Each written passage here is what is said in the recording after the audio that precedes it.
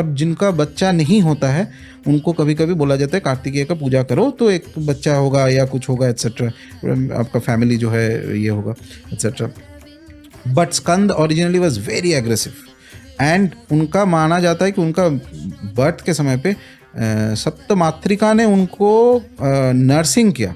This are the 7 नक्षत्रस, जो कृत्तिका एक नक्षत्र होता है ज्योतिष में, वहाँ पे उनका बर्थ है, वहाँ पे उनका नर्चरिंग हुआ है।